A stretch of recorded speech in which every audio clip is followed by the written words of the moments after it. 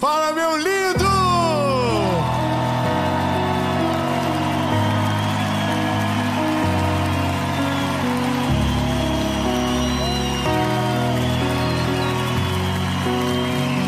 Fala, minha linda! Meu Deus! Que coisa linda! Glórias ao nome de Jesus! Maravilhoso! Dono de tudo, perfeito em tudo que faz. Eu tenho uma palavra de Jesus para você, meu lindo. E essa palavra eu tenho certeza que vai ativar algo muito poderoso dentro de você. E que no nome de Jesus, coisas que estavam pausadas na sua vida, realidades muito distantes, o Senhor vai trazer através de uma atitude de posicionamento seu. A pergunta da mensagem é: no que você confia? Aonde está a sua confiança? Mas antes, eu vou te fazer um pedido rápido. Curte o vídeo, comenta, compartilha, ativa o sininho, manda para todo mundo que você puder essa mensagem. E essa mensagem hoje é em homenagem a uma pessoa que o Senhor Jesus recolheu enquanto essa série estava gravada.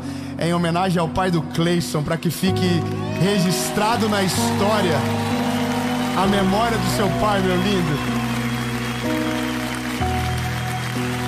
Amém?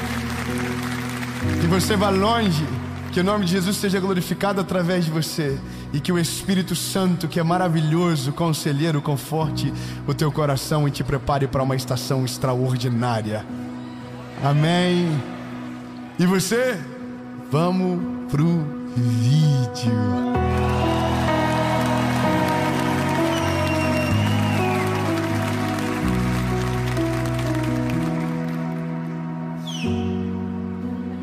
Segundo livro dos Reis, capítulo de número 18, versículo de número 19.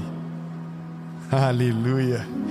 E Rabsaque disse a eles: falai agora a Ezequias, assim diz o grande rei, o rei da Síria, que confiança é essa que você tem? No que você confia? Aleluia. Fala para quem está perto de você. Vai chegar um dia que os teus adversários vão ficar desacreditados, que mesmo enquanto tudo está dando errado, você segue olhando para Jesus, confiando nele.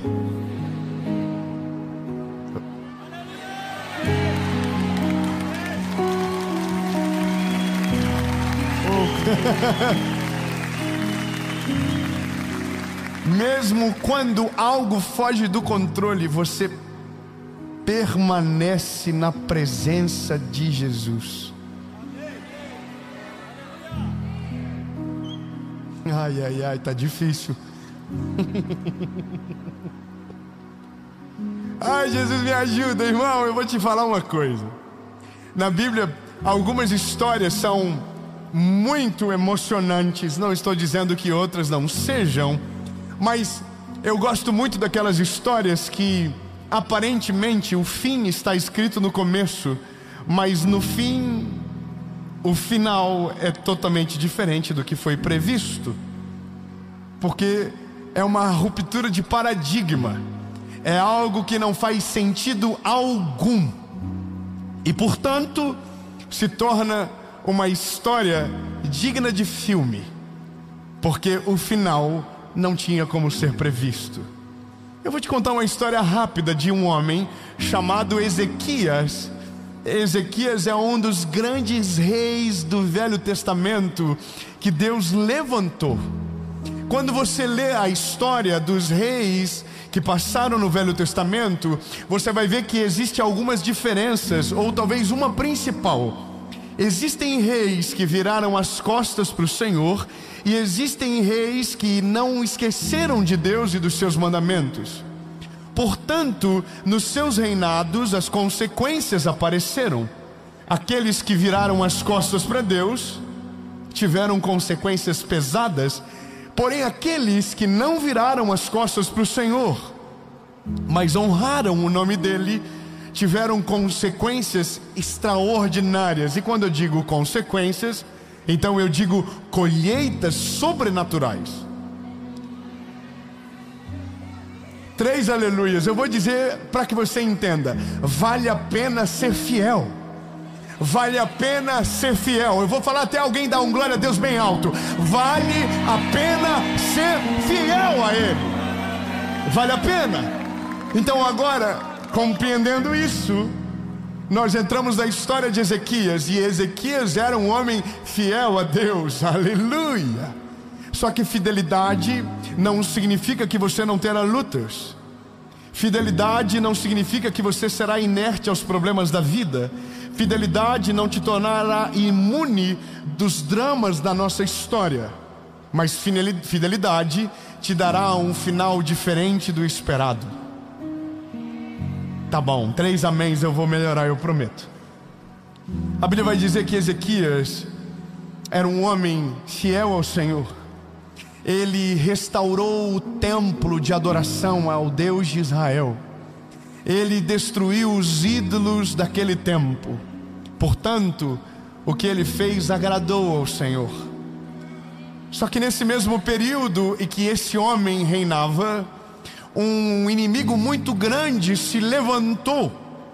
E o nome dele era Senaqueribe, rei da Assíria.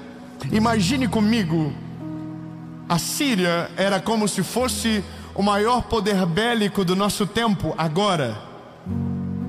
E Jerusalém, que era governado por Ezequias, era um lugar pequeno, com uma força bélica limitada. E essa é a história.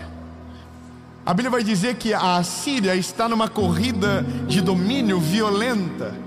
E então ele começa a atacar todos os lugares ao entorno de Jerusalém.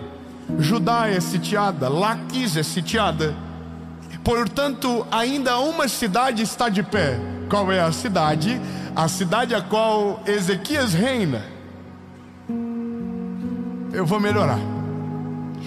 Todas as cidades estão destruídas, mas ainda uma permanece de pé. Todos os reis foram subjugados, porém ainda um resta de pé. Não, eu vou melhorar. Enquanto todos fracassam, enquanto todos se destroem, o fiel permanece de pé. Não, eu vou melhorar. Enquanto todos, para todos está dando errado, para um, o dado da pesquisa ainda não se tornou um fato. O grande não vence sobre o pequeno, o maior não derrota o menor, o forte não venceu o fraco, porque o fraco tem um segredo que o torna forte. Ah não, lindo, eu preciso que você renove a tua força urgente. O forte não tem poder sobre o fraco, porque o fraco tem o segredo, e o segredo tem o nome, e esse nome o tornou forte.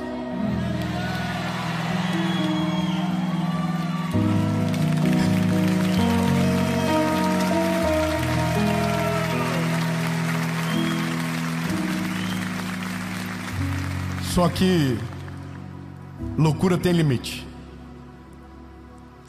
Chega uma hora que você olha e diz: já era. Fala pra quem tá perto de você e fala assim: já era. Tem hora que não dá mais pra acreditar não. Tem hora que vai ficando difícil. Você vai olhando e vai assim: ai, tá chegando. E aí a gente fica desesperado. Só que aí A Bíblia conta a história de Ezequias e é maravilhoso. Você imagina, você está aqui, os teus inimigos estão em volta e de repente chega um homem chamado Rabsaque dizendo: ei, rendam-se! E aí um homem chamado Ezequias diz: nem a pau.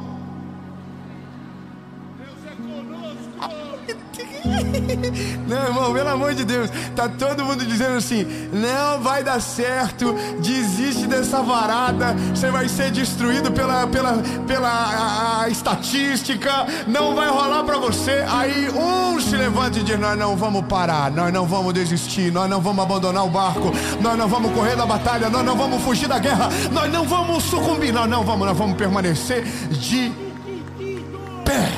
Aí...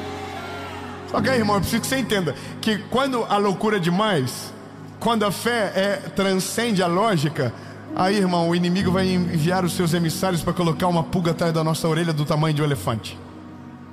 Rabsaque é um enviado de Senaqueribe, e ele não é um enviado para matar Ezequias, ele é um enviado para arruinar a mente de Ezequias. O que a gente precisa entender que na maioria das vezes as nossas guerras não começam a ser derrotadas de fora para dentro, mas de dentro para fora. Ao invés do inimigo atacar o enredo, ele ataca a nossa cabeça. E às vezes nós conseguimos perder uma guerra sem ter a certeza que ela estava derrotada, simplesmente porque a gente desiste antes de ver o fim dela.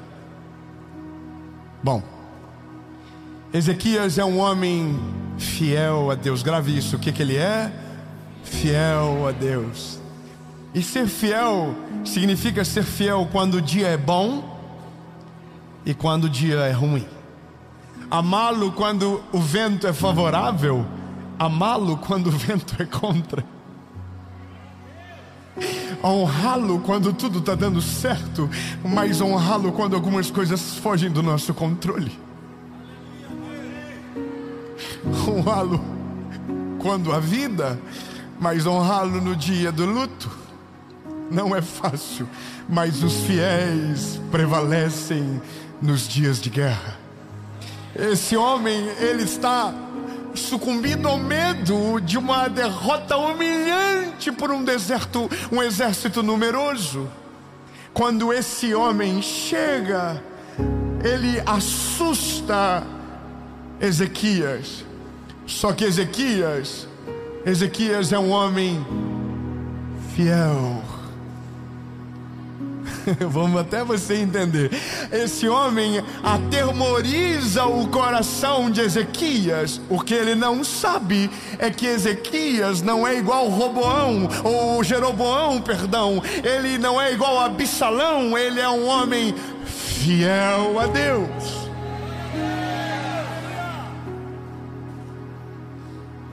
Amém. Estou contente a partir de agora.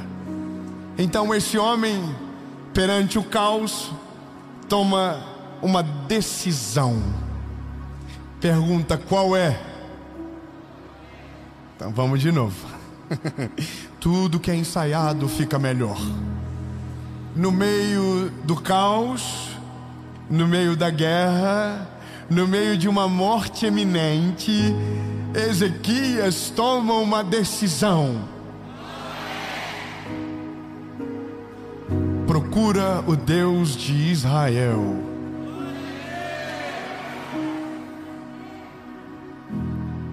A lógica seria: conta os teus exércitos, cria uma estratégia de guerra, use tudo o que você tem na mão contra os seus inimigos, destrua eles de maneira baixa.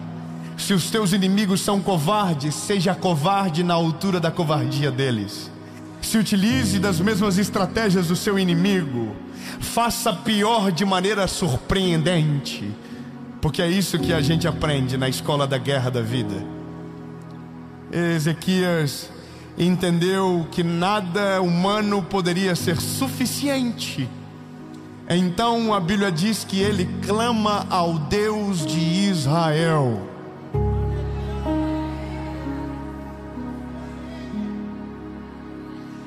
Ezequias Por que você ainda está de pé? Aonde está a vossa confiança? E aí Ezequias tem a resposta na postura que toma: minha confiança está no Deus de Israel.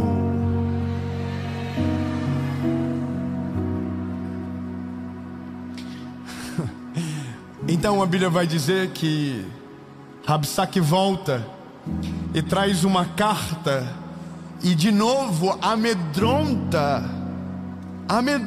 Ezequias. Então agora Ezequias pega a carta e para onde ele vai, para onde ele volta? Para a presença de Deus. Eu vou melhorar. A primeira notícia era impossível de dar certo. A segunda notícia era: já era, deu tudo errado, não tem mais o que fazer. O nome disso é beco sem saída. O nome disso é: não há mais o que fazer. Jogar a toalha é a melhor saída para se tomar. É nesse dia que nós olhamos para a nossa vida e dizemos: não tem mais o que fazer, Senhor. Os nossos inimigos são muito numerosos. O diagnóstico é contrário. Não há mais o que fazer. Deus, não há o que fazer. Não há. E alguém nesse dia diz: amaldiçoa esse Deus e morre. Esqueça dele. Eu estava vendo um vídeo esses dias de um pai que tem uma filha especial e o trabalho dele na internet é amaldiçoar a existência de Deus, porque ele não perdeu a guerra ainda de fato, porque a menininha está viva, mas ele já desistiu. Ele desistiu de tudo. Então agora a missão dele é fazer aqueles que ainda estão de pé desistir da guerra antes que ela termine. Fala para quem está perto de você: a guerra só termina quando o último soldado deita.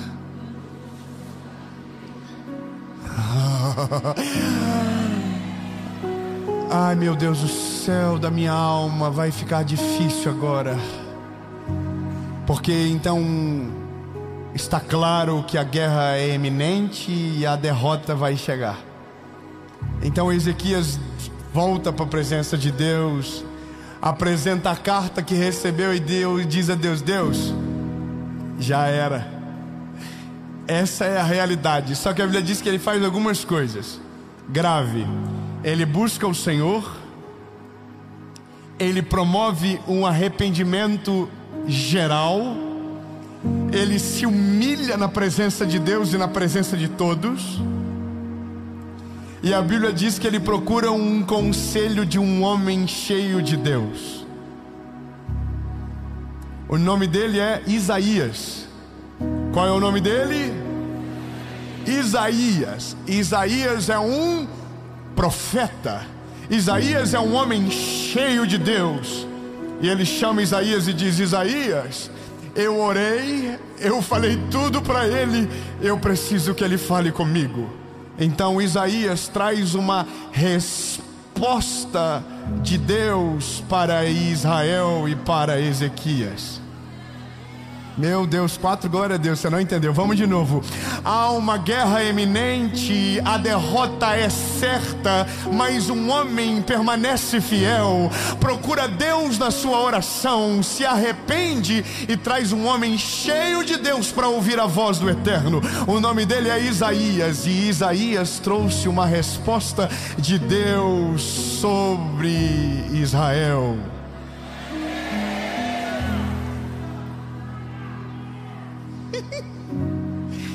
E aí Isaías diz: nenhuma flecha do inimigo será lançada contra Jerusalém.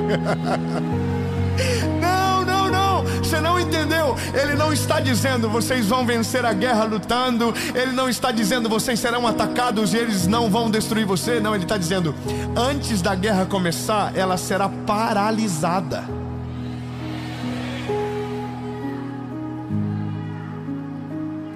Meu Deus, deve estar todo mundo vivendo dias maravilhosos, ninguém está enfrentando problema agora, porque se você tivesse, eu já estaria correndo, indo embora daqui dizendo: Deus, eu estou buscando a tua presença, eu vou permanecer fiel. Levanta um homem cheio do Espírito Santo, que não me dê conselhos que me destruam, mas que me leve para essa fé inabalável, que me faça permanecer na tua presença.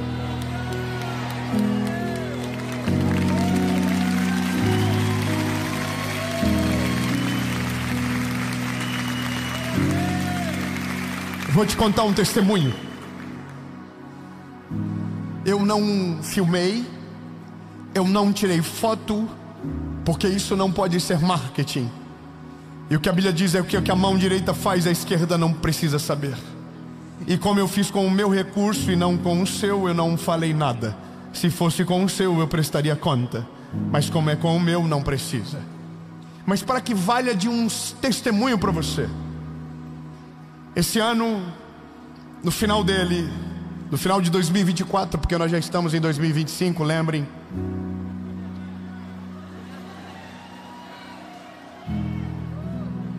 Você tem noção que você está em 2024 ouvindo que os outros vão vir em 2025? Você já está aqui, você já está 3 meses na frente já, meu lindo.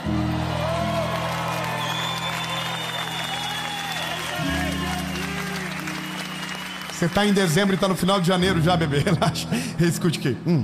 Eu estou entrando no meu apartamento, escute isso. E aí tem uma carta na porta do apartamento. E essa carta era para qualquer morador que passasse por aquela porta. E adivinha quem passou? Foi eu. Pego a carta, é uma menina que escreve em nome do irmão autista de 4 anos. Esse irmão é um menininho especial que o sonho dele é ter uma bicicleta. E a menininha narra toda a história da família. A mãe é uma mãe solo, que tem 3 filhos, paga o tratamento da criança, não tem dinheiro de comprar uma bicicleta para ela. A mulher, essa família não sabe quem mora lá, não sabe quem eu sou, e está tudo perfeito e maravilhoso.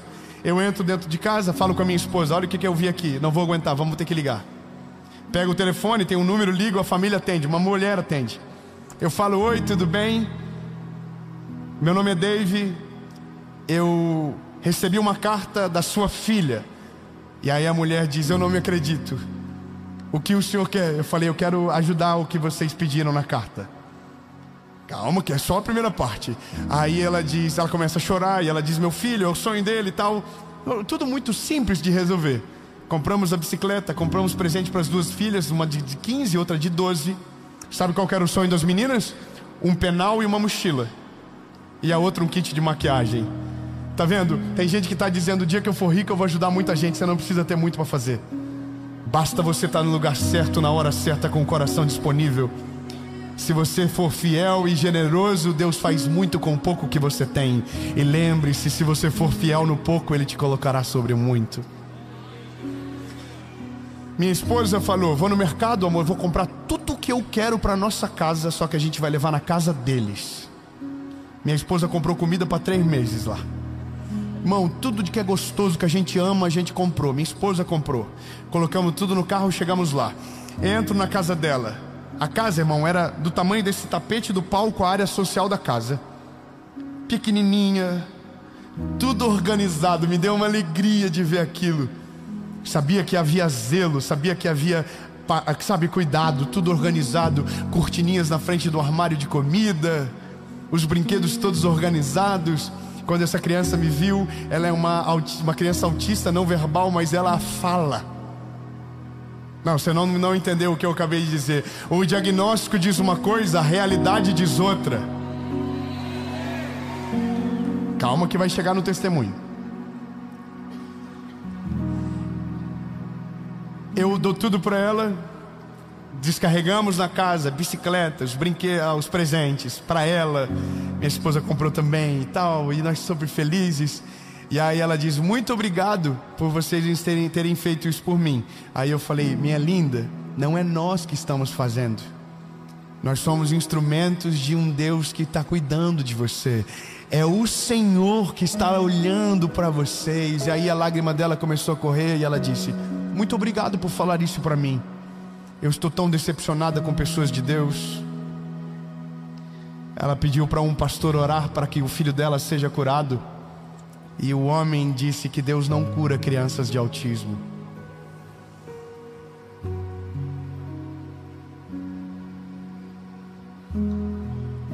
não fui lá para levar comida, não. Deus podia usar qualquer outro. Eu não fui lá para levar uma bicicleta. Deus podia usar qualquer outro. Mas eu fui lá para dizer para ela que Deus é poderoso para curar qualquer enfermidade, que não há diagnósticos que possam paralisar o poder de Deus, que não há nada que Ele não possa fazer, que não há absolutamente nada impossível para Deus. Não há nada. Eu não sei o que você ouviu, eu não sei de que maneira o Evangelho foi apresentado para você, mas o Evangelho que eu creio, o Evangelho que está na palavra diz: porque para Deus nada é impossível. Então, meu lindo, esqueça todas as outras vozes e escute apenas essa: não há nada que Deus não possa fazer, não há milagre que Ele não possa operar, não há diagnóstico que Ele não possa reverter, não há absolutamente nada que tenha o poder de paralisar o poder de Deus sobre a sua vida. Se você dobrar os seus joelhos e com fé clamar aos céus, o Deus que você serve é poderoso para responder a tua oração, e Ele faz muito além do que nós podemos pensar ou imaginar.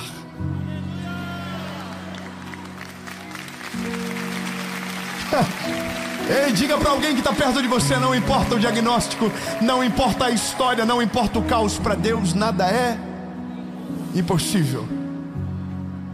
Eu terminei orando por aquele garotinho que estava tão feliz com a bicicleta que não conseguia parar.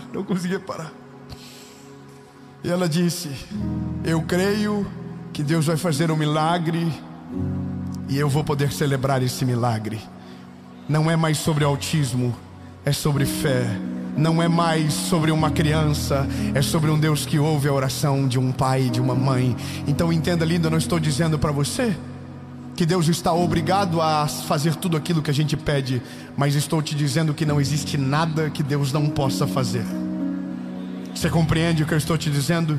Não é sobre uma falácia, é sobre uma fé que te encoraja a não desistir mesmo quando todo mundo diz que é impossível. Chega de pessoas que nos desestimulam a viver um milagre porque preferem a lógica ao invés do sobrenatural de Deus sobre a nossa vida. Isaías se levanta e diz: ei, nenhuma flecha será lançada contra o nosso povo. Sabe o que aconteceu? A noite caiu e um anjo do céu entrou no meio da Assíria.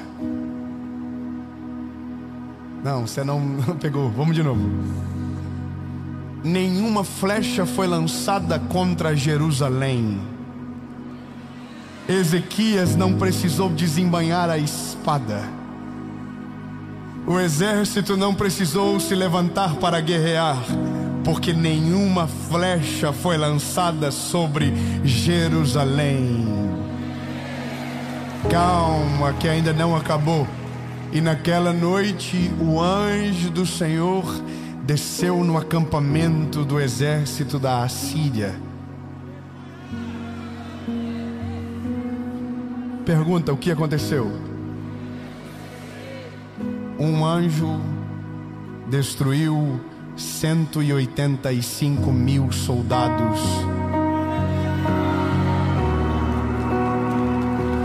Não, irmão, peraí, não é possível. Se fosse 300, ia aparecer com filme. Aí vocês iam dizer: nossa, já vi num filme.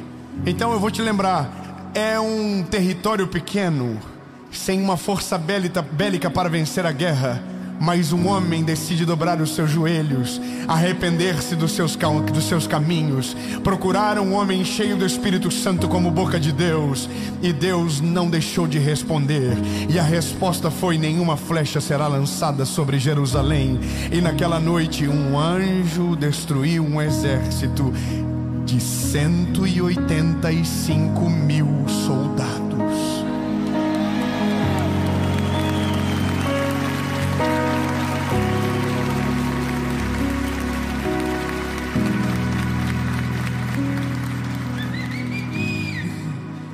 É que para quem confia, algumas guerras nem precisarão de espada. Para quem confia no eterno, Às vezes o silêncio se torna a melhor arma de batalha. Meu Deus do céu, meu Deus do céu. Não quero que você me leve a mal, lindo, mas olha, existem guerras que você vence com espadas. Existem guerras que você vence gritando. Mas existem guerras que o seu silêncio é a maior resposta daquilo que você crê. E no teu silêncio Deus vai agir. E no teu silêncio, mesmo sendo injustiçado, humilhado, perseguido, Deus vai agir. Mesmo todos zombando, rindo de você, dizendo que não vai dar certo, no teu silêncio Deus se levantará do trono, descerá em teu favor, e nenhuma mão erguida será necessária para que a guerra acabe, mas o Senhor vencerá a guerra, e você será convidado a assistir aquilo que Deus vai fazer na sua vida.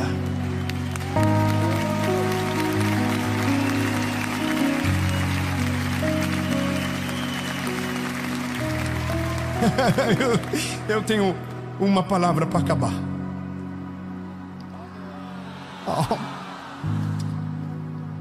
Eu tenho uma palavra para acabar. Essa palavra é para você que confia no Senhor, que crê de todo o coração que Ele tem poder para fazer coisas improváveis, impossíveis, mas que está cansado de esperar. Para você que os teus olhos parecem distantes do milagre, há uma promessa para você. Pergunta: qual é? Isaías, capítulo 40, versículo 31. Para aqueles que esperam no Senhor. Não, eu vou melhorar. Não é possível. Não, irmão, nessas horas era para estar gente pendurada naquelas luzinhas lá do teto agora, voando. Eu acabei de dar uma palavra sobre você, dizendo que para aqueles que confiam existe uma promessa inabalável.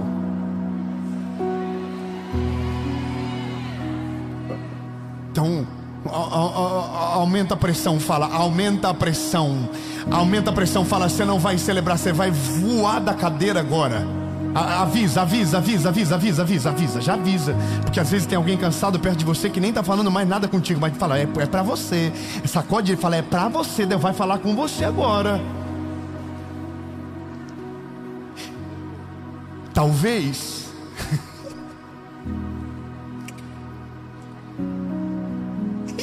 tô animado. Ei, lindo, talvez você confia no Senhor, talvez você espera nele, mas porque demorou muito para acontecer, você está cansado.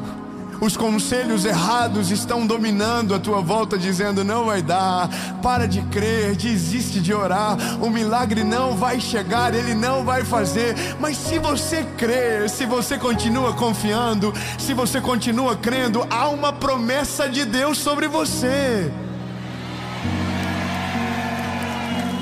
Qual é a promessa? Pergunta qual é a promessa? Isaías capítulo 40, verso 31.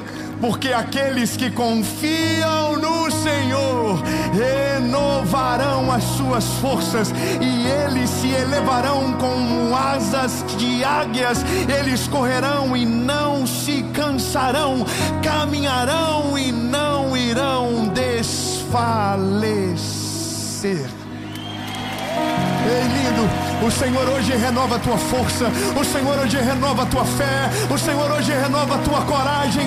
E mesmo que dizem que não é possível, lembre-se, para Deus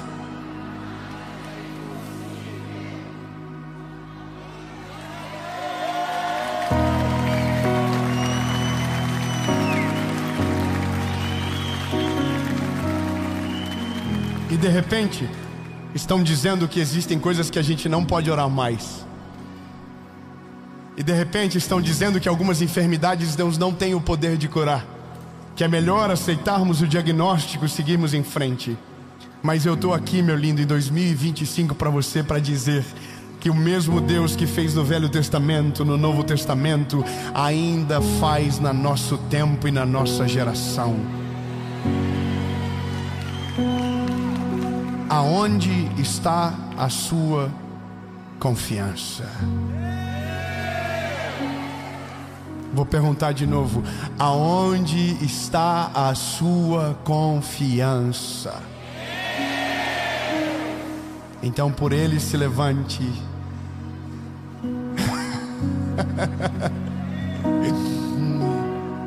Porque aqueles que confiam no Senhor renovarão as suas forças, correrão e não se cansarão, voarão como asas como águia. Oh meu Deus do céu, que imagem poderosa. Lindo, não importa absolutamente nada. Quem crê no Deus do impossível se move no mundo que não é lógico para aqueles que não creem, até o dia que o impossível vire testemunho. E eu vou te falar, lindo, eu tenho 34 anos e eu já vi o impossível virar testemunho milhares de vezes.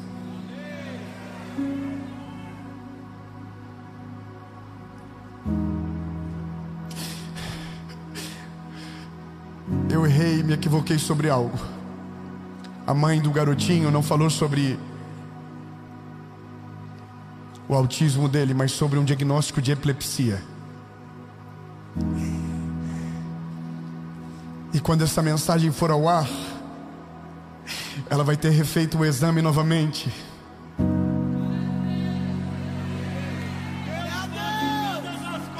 E eu quero declarar no nome de Jesus que quando essa mensagem for ao ar, uma mãe em Joinville terá um diagnóstico novo sobre o filho dela.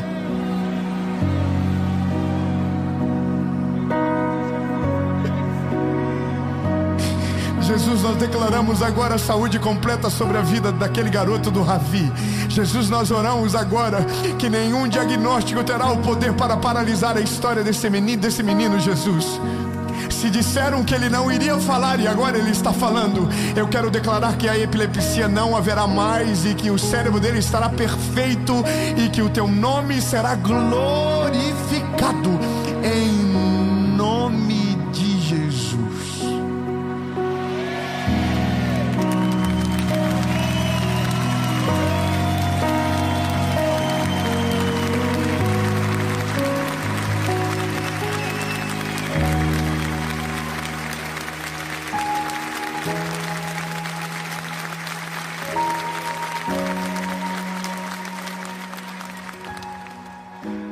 Eu tenho uma pergunta para você. Essa pergunta é para você que está em casa e é para você que está aqui. Nós só confiamos no Deus que entregamos o nosso coração. Meu convite para você é para que nós terminamos esta palavra com uma entrega total sua, de todo o teu coração, de toda a tua vida. Reconhecer que você é o pecador que Ele foi para a cruz para salvar. Reconhecer que você é amado por Ele e que Ele é o seu único, legítimo, suficiente Salvador. Talvez até então a sua fé nunca teve completa, porque você nunca se entregou de fato a Ele. Esse convite é para você. Para você que talvez já viveu coisas lindas com Jesus, mas foi embora, porque cansou de esperar. Mas hoje o Senhor renova as suas forças, mas você precisa voltar para Ele hoje. 2 perguntas, uma resposta. Se a sua decisão é sim, você quer entregar a sua vida para Jesus ou voltar para Ele hoje, no 3 você levante a sua mão. 1, 2 3.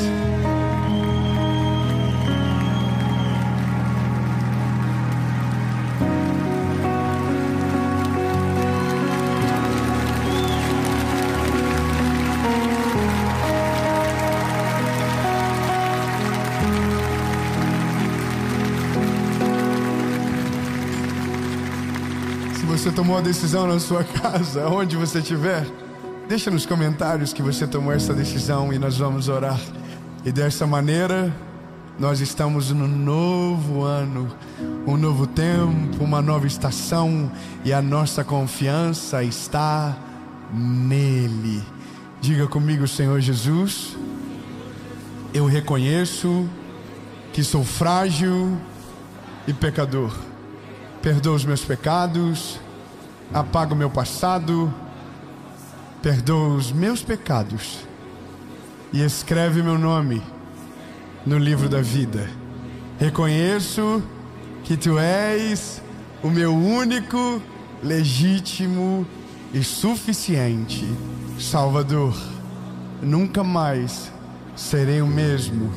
A partir de hoje, eu sou propriedade única e exclusiva Sua.